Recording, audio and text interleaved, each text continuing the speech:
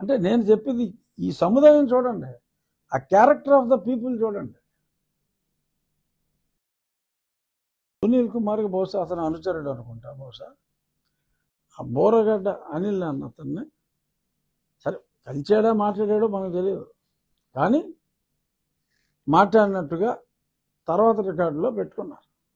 ఇప్పుడు 14వ తారీఖే ఈ suppose to have interacted with Sunil Naik. ఇద్దరు Sunil like confusion, DIG Sunil, additional DG Sunil. So DIG సునీల్తో మాట్లాడాడో లేదో తర్వాత మాట్లాడానని రాశాడు. బోరగడ్డ అనిల్తో అనిల్ని అడిగితే అనిల్ ఇదంతా అంటే అయ్యి బాబా చాలా దారుణంగా అంటాడు. సరే అని అతను కూడా చెప్పాడంట, పిల్లికి ఎలక సాక్ష్యం.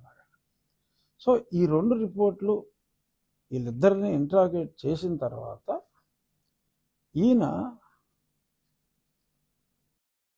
అంటే ఎంత అవుతుంది కనీసం ఇప్పుడు 10 గంటలకు ఎఫ్ఐఆర్ కట్టితే ఇతను ఇక్కడే రెడీగా ఉన్నాడు అనుకో, ఇక్కడే ఉన్నావా, నీకు ఇచ్చాను కేసు అని అన్న వెంటనే అనిల్ నువ్వు ఇక్కడే ఉన్నావా, సునీల్ నువ్వు ఇక్కడే ఉన్నావా అని చెప్పి మాట్లాడినా కూడా మీరే చెప్పండి రీజనబుల్గా, వాళ్ళిద్దరితోటి ఇంత సీరియస్ కేసు కదా, ఎంతసేపు మాట్లాడి ఉండొచ్చు?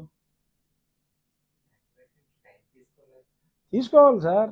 అంటే చాలా తక్కువ టైంలోనే తీసేసుకున్నాడు అనుకున్నా, లీస్ట్లో లీస్ట్. ఎందుకంటే ఇప్పుడు మనం మాట్లాడేది ప్రజలకు అర్థం కావాలి, వీళ్ళు ఎంత ఫ్రాడ్ నా కొడుకులు అని.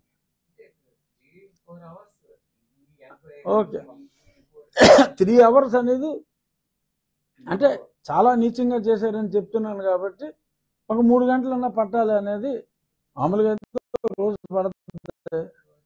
3 గంటలు అనేది చాలా రీజనబుల్గా చెప్పారు. అంటే ఆ 10 గంటలకు అనిల్ సునీల్ పక్కనే ఉన్నా కూడా కనీసం 3 గంటలు అంటే 1 గంట అవ్వాలి.